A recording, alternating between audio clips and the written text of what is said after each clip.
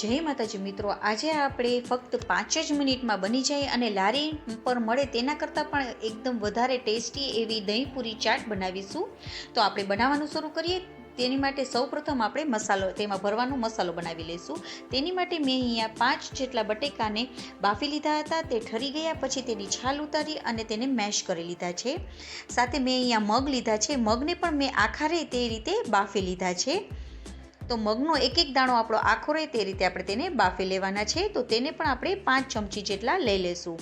તમે મગની જગ્યાએ ચણાનો પણ ઉપયોગ કરી શકો છો અને મગ અને ચણા બંને સાથે પણ લઈ શકો છો. તો મેં મોટી 5 ચમચી જેટલા મગ લઈ લીધા છે. સાથે આપણે ટેસ્ટ મુજબ તેમાં મીઠું ઉમેરી દઈશું અને લાલ મરચાંનો પાવડર ઉમેરી દઈશું. હવે બધાને આપણે મિક્સ કરી લઈશું. તો આપણે પૂરીમાં ભરવાનો મસાલો રેડી થઈ ગયો છે, જે એકદમ ટેસ્ટી બન્યો છે. તો હવે આપણે મીઠું દહીં બનાવી લઈશું. તેની માટે મેં અહીંયા મોરું દહીંને પહેલેથી જ જમાવી લીધું હતું, તે લઈ લઈશું. તેમાં થોડું આપણે મીઠું ઉમેરી દઈશું અને જરૂર મુજબ મેં અહીંયા ખાંડને દળી લીધી છે, તો તે પાવડર લઈ લઈશું. ખાંડનો પાવડર લઈ લઈશું. તો તમારા ટેસ્ટ મુજબ તમે જેટલું તમને ગળ્યું ભાવતું હોય તેટલું તમારે દહીંમાં ખાંડ નાખીને મીઠું દહીં બનાવી લેવાનું છે. તો આપણું મીઠું દહીં પણ રેડી થઈ ગયું છે. તો હવે આપણે પૂરી લઈ લઈશું. તો પૂરી આપણે લઈ લીધી છે. તો તેમાં આપણે વચમાં તેમાં આપણે ફોલ્ડ કરી લઈશું. તેને આપણે આવી રીતે ભાંગી લઈશું વચમાંથી. બધી પૂરીને આવી રીતે આપણે વચમાંથી ભાંગી લઈશું, કાણું પાડી લઈશું.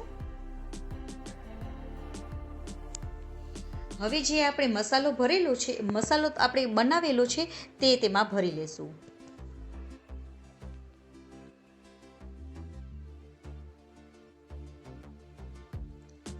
તો આવી રીતે આપણે બધામાં મસાલો ભરી લેવાનો છે.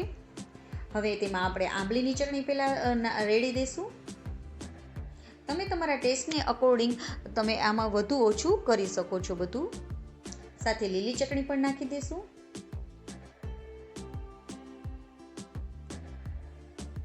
તમે આવી રીતે બનાવશો તો બહાર કરતાં પણ તમારી એકદમ ટેસ્ટી બનશે અને બધાને ખૂબ જ પસંદ આવશે. હવે આપણે જે મીઠું દહીં બનાવેલું છે તે નાખી દઈશું અને એકદમ સરળ રીતથી તમારી આ દહીં પૂરી ચાટ બની પણ જશે. ઉપર આપણે ઝીણી સેવ, જે નાયલોન સેવ આવે છે તે ભભરાવી દઈશું. અને જો તમને આ મારી રેસીપી ગમે અને તમે મારી ચેનલમાં નવા હોય તો સબસ્ક્રાઈબ જરૂરથી કરજો.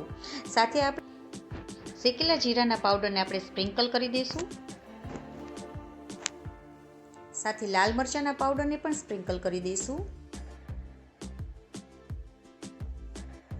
અને છેલ્લે આપણે ચાટ મસાલાને પણ સ્પ્રિંકલ કરી દઈશું. અને ઉપરથી આપણે કોથમીરને પણ સ્પ્રિંકલ કરી દઈશું.